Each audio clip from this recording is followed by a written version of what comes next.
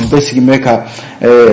jigiya min kɔnɔ Choguel Kokala Mayiga ale nɔfɛ ko yalima a jigiya a bɛna se hakɛ la wa, o de ye ɲininkali yɛrɛ ye. Walasa ni dun ye jateminɛ kɛ baara caman bɛ min bila bɛ ka premier ministre kɔnɔ. Ni ye jateminɛ kɛ lakanabaliya ɲini don an ka jamana kɔnɔ, min ye baloko nasira na gɛlɛya b'o fana na jamana fan caman fɛ ka taa se kalata ɲuman, kalata min ni maaw tɛna ɲɔgɔn sɔsɔ a kunna, kalata min bɛ se ka kɛ kalata jɛlen ye, o bɛɛ lajɛlen ye baaraw ye minnu bila bɛ ka premier ministre kɔnɔ. Ni ye jateminɛ kɛ ko a jirala k'a fɔ nin waati in na politique tɔnw don ni min ye premier ministre ye fo ka taa se administrateur civil ma minnu yɛrɛ bɛ yen ni kalata tɛ se ka kɛ olu kɔ fiyewu, olu ni premier ministre kɔni bɛ ka muru sama ɲɔgɔn tigɛ kɔnɔ bi u sen bɛ ka bɛn ko la kɛrɛnkɛrɛnnenya la a bɛ fɔ min ma ko organe unique des élections ni o ye jɛkulu kɛrɛnkɛrɛnnen min sigilen don ko ka kalata a labɛn. Yɔrɔ min ye politique tɔn caman ye olu kɔni y'u fɛla jira ko olu fɛla tɛ a kana sigi. Limanaw ni an b'o lahalaya la nouvelle horizon y'a jira k'a fɔ premier ministre danaya dara ale ka kabini juin kalo tile 7 tɛmɛnen na waati min Assimi Goïta ale kɛlen jamanakuntigi ye, o nɔdonni yɛrɛ fɛ a ye danaya da Choguel Kokala Mayiga kan limanaw ko k'ale kɛ premier ministre ye. Choguel Kokala Mayiga ni maa b'a dɔn fo kana se sisan ma limanaw a jirala k'a fɔ Choguel maa caman kɔni sigilen don k'a kɔnɔ, nka a ye baaraw yɛrɛ daminɛ ni min ye n'o ye ka taa bɔ maaw ye, maa caman bɛ yen Choguel ni sen ta ka taa bɔ u ye, nka fasigi sɛbɛn y'a jira k'a fɔ yanni Choguel kun ka o baaraw kɛ, baara caman bɛ yen sabu waati tɛ ka labɔli kɛ, waati min ni Choguel Kokala Mayiga a kan ka o baaraw kɛ o kɔnɔna la. Yɔrɔ a yɛrɛ ka fɔ la ko ale fɔra minnu kɔ ne ye Muktar Wane ka gouvernement ye k'olu ye kalo 6 kɛ baara min da la, olu nana min ye dɔgɔkun 6 ye olu y'o kɛ walasa ka o baara kɛ. Walasa Choguel a y'a jira k'a fɔ nin waati in na jateminɛ min bɛ yen o de ye organe unique des élections ale ka sigi. Choguel kɔni fɛla de ye o ye bi, nka limanaw a jirala k'a fɔ nin waati in na ni ye jateminɛ kɛ min ye Choguel yanni a ka nin kuma ninnu fɔ limanaw baara caman a kun kan ka olu kɛ yanni ka se bi la,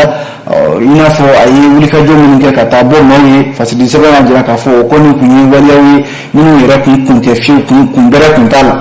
A jirala k'a fɔ nin waati in na maliden caman kɔni sigilen don ka min ye déclaration de politique générale n'o ye Choguel Kokala Mayiga ka baara kuntilenna min n'a bɛna kɛ transition tɔ kɔnɔna la. Yɔrɔ Choguel kelen a y'a jira k'a fɔ ani politique tɔnw ka sigi dɔ la k'a fɔ ko février kalo limanaw o nata in na kalata minnu bolodalen don ko a tɛna kun cɛ wa a tɛna bɔ a dɔgɔkɔrɔ fana. Walasa gouvernement ɲɛma limanaw ale kɔni fɛla ye nin ye organe unique de gestion wa baara bɛna kɛ ni o de ye. Nka limanaw ni ye jateminɛ kɛ a bɛna fɔ ni Choguel y'o fɔ, nka limanaw baara in a bɛna kɛ nka a bɛ sɔn ka kɛ gɛlɛya kɔnɔna na sabu ni ye jateminɛ kɛ min ye politique tɔn ye a kalata tɛ se ka kɛ ni olu tɛ, min ye an ka préfet ni sous préfet ye kalata tɛ se ka kɛ ni olu fana tɛ. Limanaw a jiralen bɛ k'a fɔ bi ni jɛkuluba fila in ninnu bɛɛ lajɛlen wulilen bɛ k'u jɔ bi ko Choguel bɛ ka taa sira min kan n'o de ye ka jɛkulu kɛrɛnkɛrɛnnen sigi n'o ye organe unique des élections ye, olu kɔni fɛla tɛ. Ni ye jateminɛ kɛ limanaw bi baaraba minnu bɛ yen ni olu kɛmɛ ka Choguel fana makɔnɔ, o ye n'a bɛ fɔ o ma ko refondation militaire, jamana yɛrɛ bɛ se ka jɔ kabi a dugumana fo ka se sanfɛ. Limanaw a jirala k'a fɔ lakanabaliya min bɛ jamana kɔnɔ dɔ bɛ se ka b'o la cogo min na, bɛnbaliya min bɛ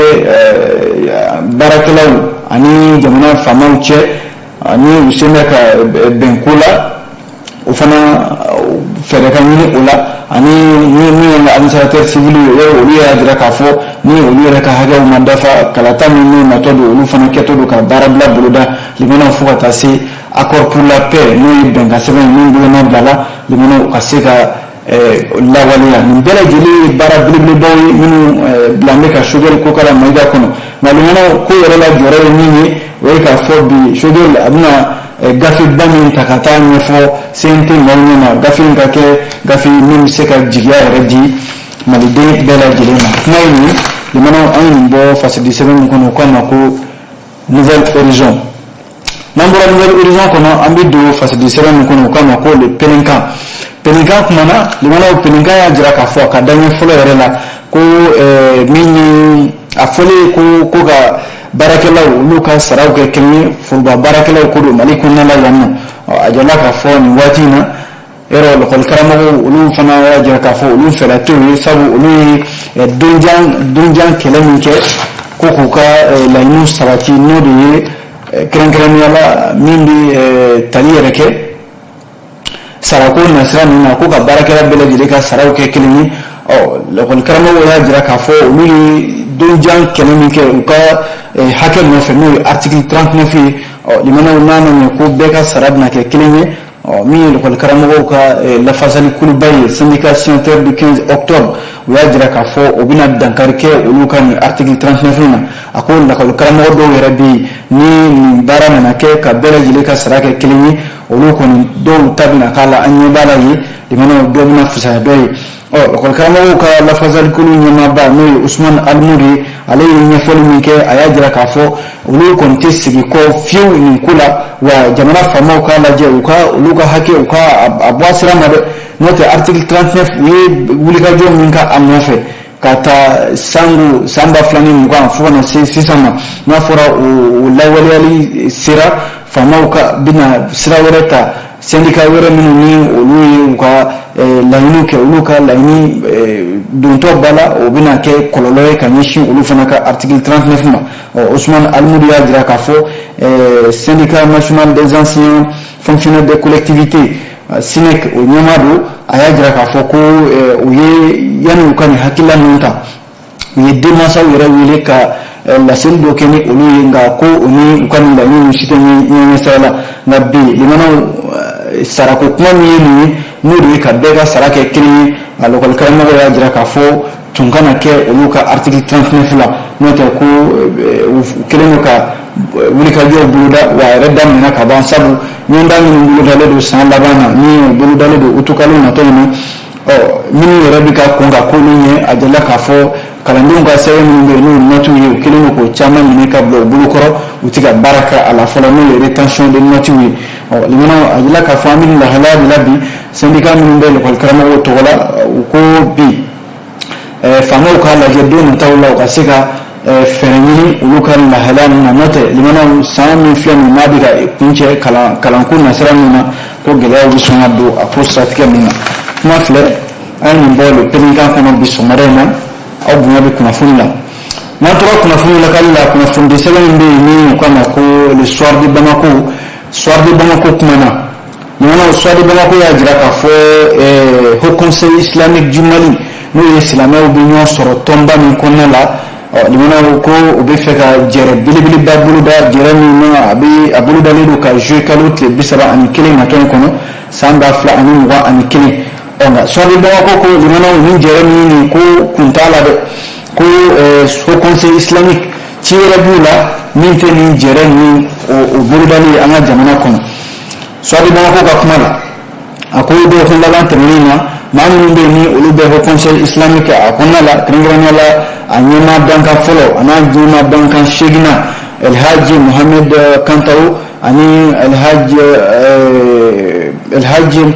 Makiba limanaw ninnu de ye kunnafonidilaw wele ka ɲɛfɔli kɛ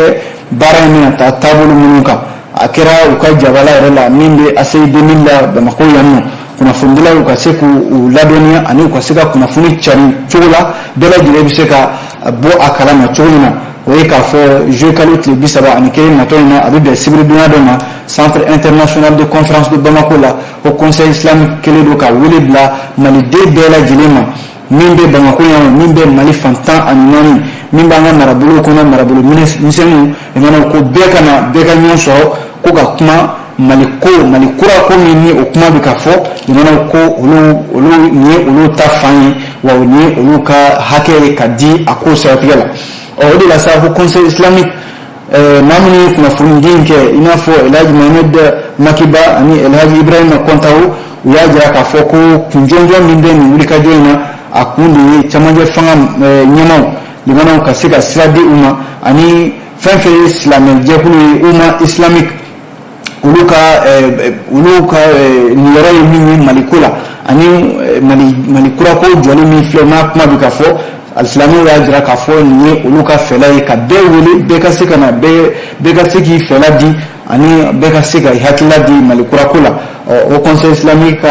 jɛrɛ in k'a kunba ye nin ye nka min ye fasidili sɛbɛn ye i mana a y'a jira k'a fɔ ko conseil islamique yɔrɔ a sigira Mali kɔnɔ a bilala jɛkulu min kɔnɔ o de ye AMIP ye san 2002 tɛmɛnen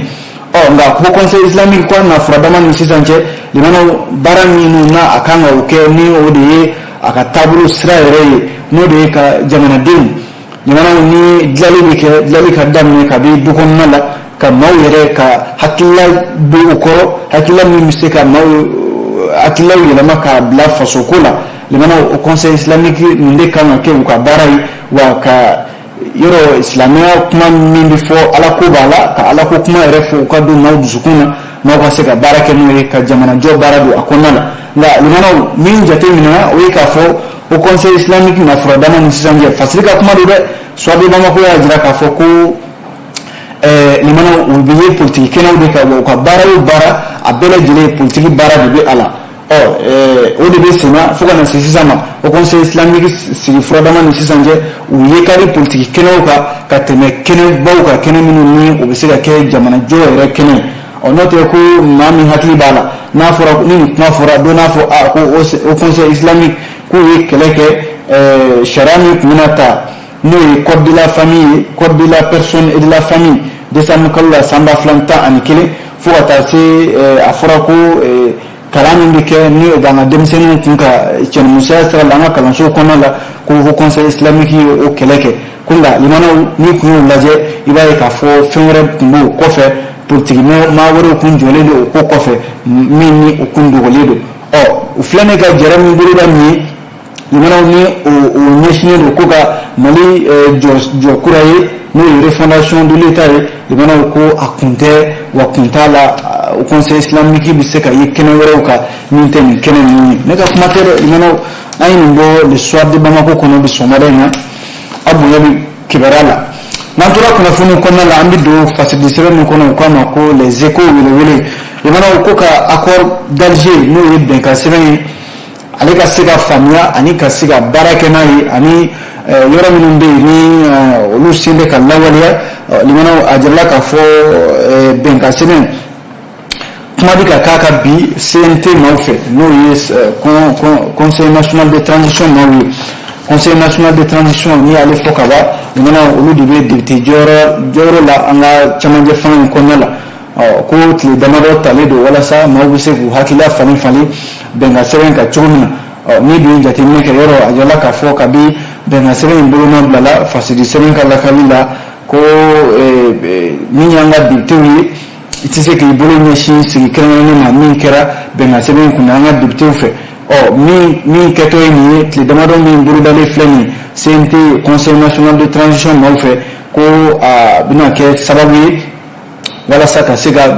bɛnkan sɛbɛn accord pour la paix et la réconciliation a ka se ka ɲɛdɔn fɛn minnu b'a kɔnɔna la ni olu sen bɛ ka lawaleya ani baara minnu b'a la ni o bɛ se ka kɛ jamanajɔ yɛrɛ sababu ye wala baara in limanaw a senkɔrɔma dɔɔnin don diɲɛ kɛlɛ tɔnba ka bolofara min bɛ Mali kɔnɔ yan n'o ye MINUSMA ye MINUSMA yɛrɛ yɔrɔ olu ka baara dɔ farala o kundama kan fo juin kalo natɔ san 2022 o yɛrɛ o laɲini dɔw la u ka kunjɛma dɔ ye o ye bɛnkan sɛbɛn ale ka se ka lawaleya o de la MINUSMA don bɛ nin ko in kɔrɔ ka se ka sankɔrɔta ani ka dɛmɛ kɛ a ko siratigɛ ninnu na maa min bɛ yen ni o bɛ CNT ka sariya ko bɛɛ lajɛlen kunna Docteur Suleiman D ale y'a jira k'a fɔ ko ni ye nin sigi in kɛlen ye a kun de ye accord pour la paix walasa maliden minnu bɛ yen ni olu ma faamuya sɔrɔ a la ani an ka député minnu bɛ yen ni olu ma sigi k'a kunna sariya min bɛ yen ni olu kan ka kuma a kan o sariyaw ka se ka ta ani an ka ni ye jateminɛ kɛ an ka jamana kolatigɛ cakɛdaba fɛn fɛn bɛ yen ni accord pour la paix bɛ se ka dankari kɛ olu la kuma bɛ se ka k'a kunna cogo min na ani maaw bɛ se ka faamuya kɛ a la cogo min na ni jateminɛ yɛrɛ kɛ fana a jala k'a fɔ secrétaire général min ni o bɛ ONU ka kumalasela tɔgɔ la Mali kɔnɔ yan Joan Adamson ale de bɛ kuma ONU ɲɛmaaba o tɔgɔ la Mali kɔnɔ yan a y'a jira k'a fɔ ko bi ani MINUSMA o ka bunadamadeya hakɛw la fasali a ko n'i y'a ye MINUSMA b'i sen don nin ko la MINUSMA dɔ faralen min kɛra u ka baara kundama kan fo ka se san 2022 ma a dɔ kuntilen de bɛnkan sɛbɛn bɛ se ka lawaleya cogo min na fɔlɔ o ye k'a fɔ bɛnkan sɛbɛn ka lawaleya filanan o ye politiki ko nasira la kɛrɛnkɛrɛnnenya la camancɛ fanga min n'an b'u la o fana baara bɛ se ka kɛ ka kuncɛ ko ɲuman na cogo min na madame Adamson a ko n'i y'a ye u ye nin ko in ka CNT maaw sugandi a ka se ka taa da olu ɲɛkɔrɔ jamanaw a n'a kɔrɔ de bɛ ɲɔgɔn na sabu bi CNT n'i y'a lajɛ olu de ye jamanaden bɛɛ lajɛlen kumada ye n'a ma ɲɛ ko kuma bɛ kɛ minnu bɛ yen n'u de ye jamanadenw kumada ye jamanaw gafe in ka taa a hakilila falen ka taa kɛ a kunna bɛɛ ka se k'a dɔn min ye bɛnkan sɛbɛn accord pour la paix ye min b'a kɔnɔna la bɛɛ ka se k'i ka tata t'a la walasa don nataw la Mali ɲɛtaako o bɛ se ka sabati cogo min na kunnafoni filɛ nin ye limanaw an ye nin bɔ les échos welewele kɔnɔ aw bonya bɛ kibaruya la n'an tora kunnafonidi sɛbɛnw lakali la an bɛ don fasidi sɛbɛn min kɔnɔ u k'a ma ko l'informateur y'a jira k'a fɔ nin waati in na limanaw min ye kalandenw ye kalandenw u ka jɛkuluba n'o ye association des élèves étudiants du Mali AEM yɔrɔ olu kun ko k'u bɛ tile 3 baarabila boloda limanaw k'aw nana kɛ bɛn kɛra ko la u ni faamaw cɛ faama minnu bɛ yen ni olu de bɛ kalanko kunna an ka jamana kɔnɔ yan ministère de l'enseignement supérieur et de la recherche scientifique ani ministère de l'éducation nationale limanaw AEM tɔndenw ko ni jamana faamaw sigira ka kuma bɛn kɛra ko la kɛrɛnkɛrɛnnenya la Amadou Keita ale min bɛ sanfɛ kalanko kunna ani Dede Ousmane limanaw ko sigira wa bɛn kɛra ko la u yɛrɛ bolonɔ bila sɛbɛnna u ni ɲɔgɔn cɛ walasa min ye AEM yɛrɛ u ka laɲini minnu bɛ yen min ye Sirima Ɲare ale min ye AEM ɲɛmaa ye ale ka fɔ la ko bɛn kɛra u ka laɲini ninnu bɛɛ lajɛlen kan AEM ko ni bɛn kɛra ko la a ma se olu ka baarabila in k'a sama ka se yɔrɔ la a man ka se yɔrɔ min na yɔrɔ baarabila in tile saba kun don a kun kan ka daminɛ dɔgɔkun daminɛ yɛrɛ la ntɛnɛn ka n'a bila bi araba la juillet kalo tile 14 kun nka u y'a bɔ a dɔw kɔrɔ jamanaw jateminɛ min ye o ye k'a fɔ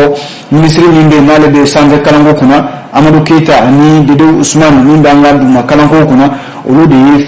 baara bɛɛ lajɛlen kɛ olu de ye wulikajɔw kɛ walasa limanaw bɛn bɛ se ka kɛ AEM kalandenw ni ɲɔgɔn cɛ cogo min na limanaw a kɛnɛ kan min ye kafo ɲɛmaaw ye fo ka taa se jɛkulu kɛnɛnen ma commission pour une école apaisée olu bɛɛ lajɛlen tun bɛ a baara kɛnɛ kan yen nɔ limanaw bɛn kɛra ko la fo baara yɛrɛ bantɔ u ye bolonɔ bila sɛbɛnna walasa baarabila in n'o ye AEM tɔgɔ la ka se ka ɲɔngiri kuma filɛ nin ye limanaw a ye nin bɔ l'informateur kɔnɔ sɔgɔmada in na aw bonya bɛ kunnafoni la n'an tora kunnafoni lakali la an bɛ don fasidi sɛbɛn min kɔnɔ u k'a ma ko le canard déchaîné limanaw canard déchaîné ka ja ale de bɛ kuma ja ninnu limanaw a n'a kɔrɔ bɛ ɲɔgɔn na a jirala k'a fɔ bi min ye Karim Keita ye limanaw Karim Keita ale ye jaabi yan ani Interpol maaw ka taa se Côte d'Ivoire jamanakuntigi limanaw olu de ye jaabi yan kuma in tɛ dɔwɛrɛ ye o limanaw ja in kan an ɲɛ bɛ ja min na nin ye a jirala k'a fɔ ko Kacho walima ko Kacho Côte d'Ivoire ka den don wa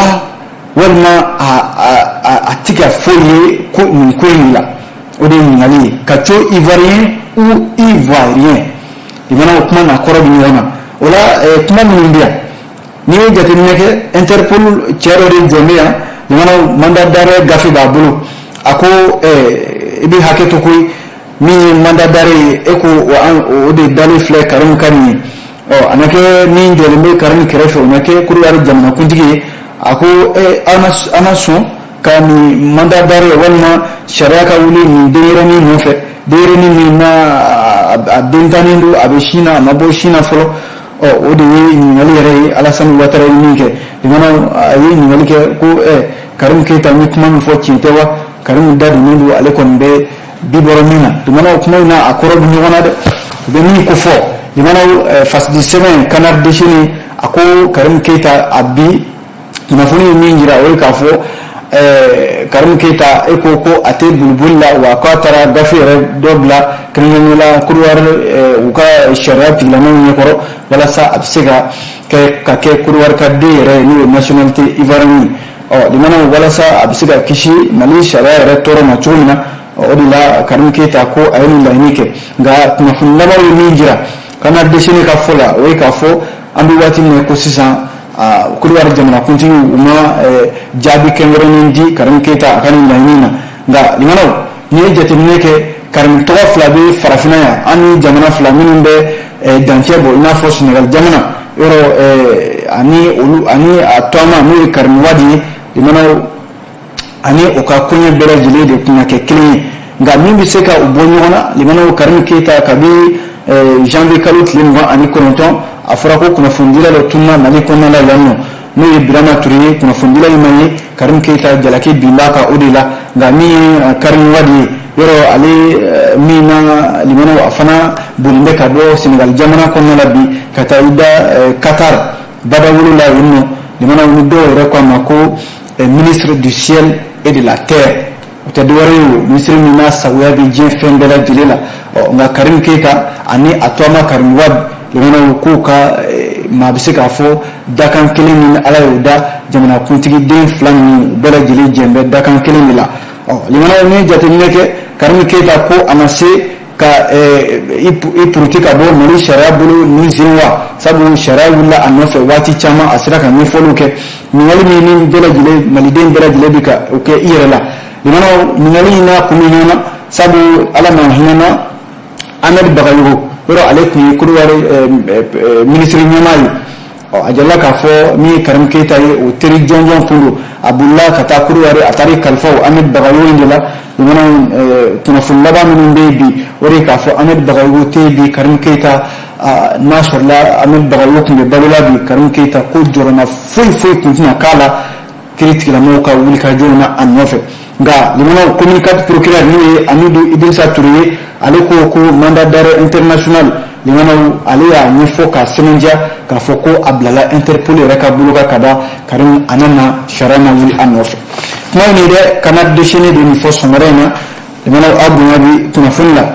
ka kunnafoni kuncɛ an b'a kuncɛ ni fasilidi sɛbɛn min ye o ye l'indépendant ye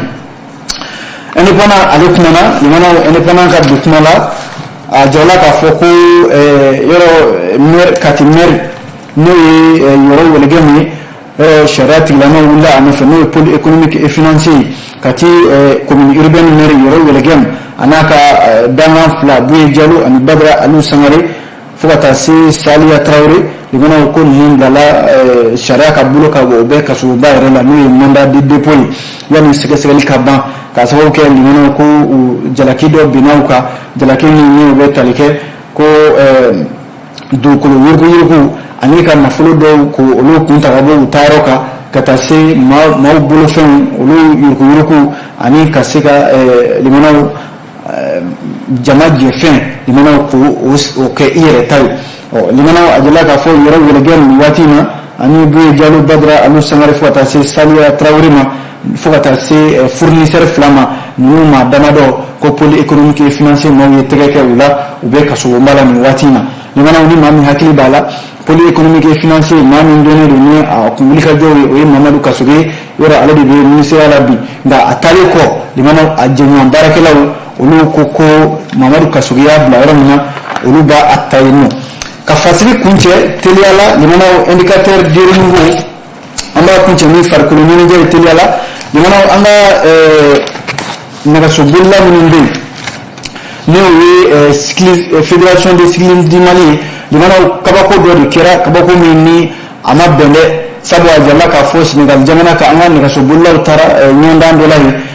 i mana ɲɔgɔndan in ta k'a lajɛ sira o sira tɛmɛna ko an ka nɛgɛsobolilaw olu sera ka jɔnjɔ caman sɔrɔ a ko siratigɛ ninnu na nka ko Senegal fédération de cyclisme olu ni ko labɛnba yɛrɛ ye limanaw k'u banna an ka hakɛw ani an ka nɛgɛsobolilaw kan ka hakɛw sɔrɔ n'o ye prime ni a ɲɔgɔnnaw ye limanaw k'u ma sɔn ka a di o de la sa fédération sénégalaise de cyclisme a sera sa limanaw ko hali coronavirus sɛgɛsɛgɛli min bɛ kɛ limanaw ko u ma o fana bɔ o sira ma a dun ko bɛnkan don a jala k'a fɔ nin waati in na an bɛ nin lahalaya de la jamana damadɔ tun b'a kɛnɛ kan Guinée Conakry Guinée Bissau Mauritanie Sierra Leone Sénégal ani Mali limanaw ko nka an ka hakɛ ye fɛn fɛn ye n'o ye cyclisme nasira ɲɔgɔndan min kɛra Senegal jamana kan jamanaw kan ka hakɛ si tɛ yen ko min dir'a ma k'a sababu kɛ ko Senegal jamana ko anw ni hakɛ minnu ka kan k'u ye o fusaya anw ma. kunnafoni filɛ l'indicateur de y'a fɔ a bɛ dansigi kɛ bi kunnafonidi sɛbɛnw na an sera ka min lakali aw ye bi arabadonya in na aw ni ce a ka filɛliko a n'a ka lamɛniko ɲuman na a kan bɛn diɲɛ waati wɛrɛ.